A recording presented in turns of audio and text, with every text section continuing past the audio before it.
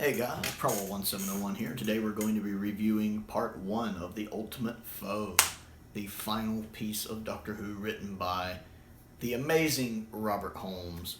I felt like I needed to rewatch this one because now that I've seen all of Colin's era, having recently finished up season 22, at some point I'm going to want to do a ranking video for his whole era, all of his stories.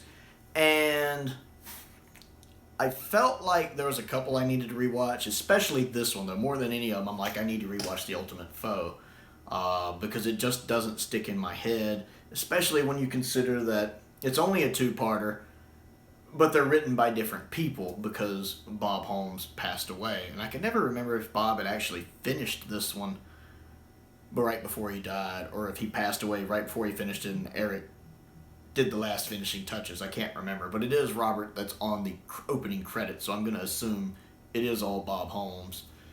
And I like part 1. It's odd because I never placed this story highly, and I'm not sure if it's just one of those stories, maybe when I watch it, I'm always like, that's better than I remember, and then as time goes on, I forget how much I liked it, or maybe it's just that part 2 doesn't hold up to part 1. I mean, I already know that's the case, but I can't remember if it pulls the whole story down or not. I'll know after I watch part 2. Part 1 I like, though. I mean, it's not perfect. A lot of it's the ideas in it I love. Like, I like the idea of the Valiard as a whole throughout the season. His character concept is phenomenal, that this is a amalgamation of all of the dark tendencies or sides of the Doctor formed somewhere between two of his regenerations. You know, and here it says between his 12th and final, but we know that's not the case. So I like, kind of distilled into a living entity that wants to continue to live, so it wants the Doctor's remaining regenerations. I love that concept, and I love that that's its goal, is to live and to get the Doctor's remaining regenerations. And Michael Jason does a phenomenal job as the character.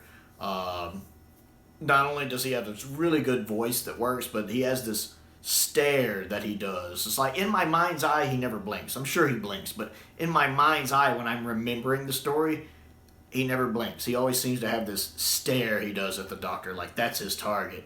He's like, I'm going to kill you, and I'm going to steal your lives. More like Eric Roberts, I'm just getting your lives, Doctor. I picture him just thinking that. And I like that. The episode, I like the dialogue. Robert Holmes always writes good dialogue. I mean, he's phenomenal with dialogue. And I love the dialogue in this. Of course, part 1 is where the Doctor does his speech about all of my travels, I have battled against power-mad conspirators. And I love that speech. It's one of Six's best speeches. I absolutely love it. I should have stayed here. I like when he just smooth goes off on them. I love that. And I don't blame him in that situation. You'd be a little indignant. The Sixth Doctor acts very indignant, but when you're on trial for something that you're innocent of, I would be a little indignant too. So it works to Colin's tendency to be over-theatrical, actually fits in the context of this situation of him just being annoyed and yelling. It works. Because anyone who is innocent when they're in a situation like this would be unhappy and perturbed and annoyed. So I get that. I like that Anthony Ainley is great in this, by the way. I like Anthony Ainley. I like, actually I still have it on the screen. Was that Linda Bellingham as the Inquisitor? I like her a lot. It's nice to see in Classic Who, a female Time Warp having a little bit of prominence here, having an important role. I like that. And she's fantastic in this. Again, Anthony's always good as the Master. He's good here. I like the fact that it's really him saving the Doctor's neck right here. Him bringing Glitz and Mel in. And while he's not necessarily doing it to save the Doctor, he's doing it to further his own ends. He probably figures the Doctor will be easier to deal with than the Valiard. But even as he mentions in the story, you're right, I'm not doing this to save the Doctor. I'm trying to get rid. Maybe they'll destroy each other.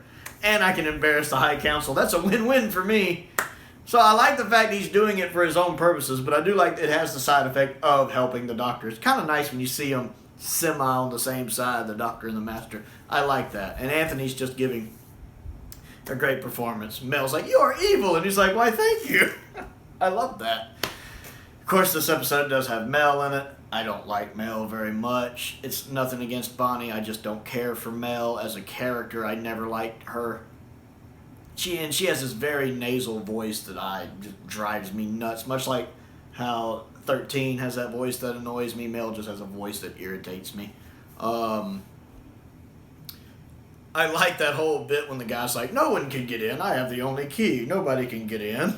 And you find out like everybody and their mother can get in there, it seems like. The master's like, I've got my own copy, just as the doctor said. And then the Valiant has his own copy. I don't know why that amuses me, but it does. I like how ominous stuff is when they get into the Matrix. Like with the doctor almost getting drowned, how it's dark. And I love that wicked laugh the Valiant has. That ha ha ha. I like that laugh. It's creepy and atmospheric. You know, something feels off when you're in the Matrix because it's not real. You know, it's like the Matrix in the Matrix. You know, it's not a real world. It's a computer-generated world. So everything should be slightly off. I enjoy that as well. I love having Glitz back in it. I really like Solomon Glitz, just as I love the character. I love when he shows up. Tony does such a good job playing him. And I'm glad we have multiple stories with him in it.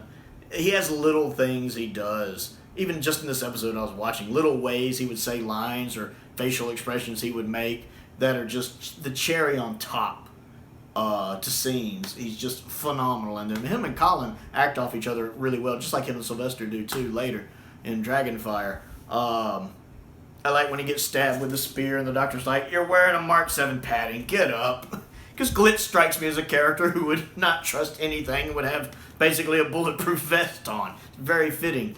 Yeah, I enjoyed part one. I love how Robert Holmes basically points out and mocks bureaucracy and points out how bureaucracy a lot of times is redundant nonsense.